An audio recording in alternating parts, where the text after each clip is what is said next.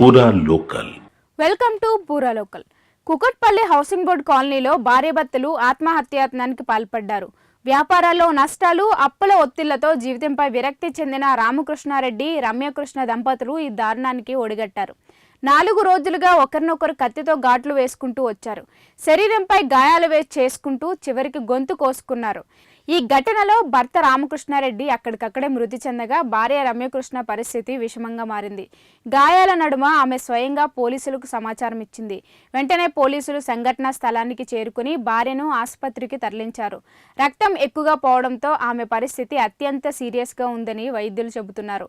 దంపతులు రెస్టారెంట్ సహా పలు వ్యాపారాలు నిర్వహించినప్పటికీ వరుస నష్టాల్లో, అప్పుల్లో కూరుకుపోయారు.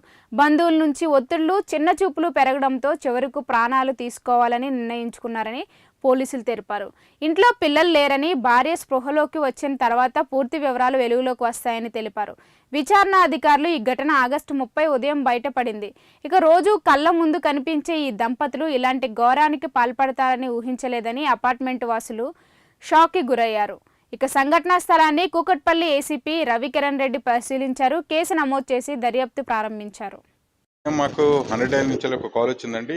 వాళ్ళని సో రామకృష్ణారెడ్డి వాళ్ళ వైఫ్ ఇద్దరు సూసైడ్ అటెంప్ట్ చేయడానికి ప్రయత్నం చేసినారు. దానిలో భాగంగానే హస్బెండ్ను లాస్ట్ 4 డేస్ నుంచి కూడా కత్తి పెట్టి వాళ్ళు కోసుకోవడం జరిగింది. ఫస్ట్ చేల మీద కోసుకోవడం, తర్వాత కడుపు మీద కోసుకోవడం, తర్వాత గొంతు మీద కోసుకోవడం. అయితే ఈ అటెంప్ట్ 3-4 రోజుల నుంచి చేస్తున్నట్టు వాళ్ళు. అయితే వాళ్ళ వైఫ్ వాళ్ళ మనకు 100 డైల్ కాల్ చేస్తే మన పోలీస్ సిబ్బంది వాళ్ళందరూ కూడా వచ్చారండి. వచ్చేటప్పటికి అప్పటికే అతని హస్బెండ్ చనిపోయి కనబడ్డాడు మనకు అందులో. అయితే రీజన్ ఏంటంటే అతని కడుపు బ్లీడింగ్ అంటే హ్యామరేజ్ అయి చనిపోవడం జరిగినట్టు కనబడుతుంది. చూస్తుంటే ఆ వైఫ్ కూడా ఆమె గొంతు దగ్గర కూడా బాగానే కోసుకుంది. అయితే పూర్వాపరాలను పరిశీలిస్తే తెలిసింది ఏంటంటే వాళ్ళకు దాదాపుగా ఫైనాన్షియల్లీ ప్రాబ్లమ్స్ చాలా ఉన్నట్టు తెలుస్తున్నది.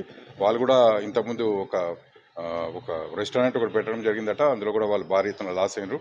ఆ తర్వాత ఇంకా రకరకాల వ్యాపారాలు చేస్తున్నారు. అందులో కూడా బాగా లాస్ అయినట్టు తెలుస్తున్నది. సో వీళ్ళకు అప్పులు కూడా బాగానే ఉన్నట్టు కనబడుతున్నాయి వీళ్ళకు.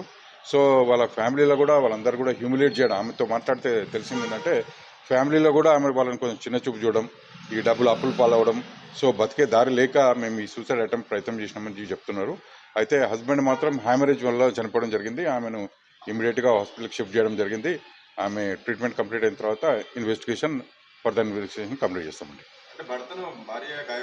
ఇద్దరు కలిసి గాయపరుచుకున్నారండి వాళ్ళిద్దరు కూడా. వాళ్ళు చెప్పే వర్షన్ ఏంటంటే భార్య అని భర్త వీళ్ళిద్దరు సూసైడ్ చేద్దామనే ప్రయత్నంలో ఇద్దరు కత్తి పెట్టి కోసుకోవడం జరిగిందట.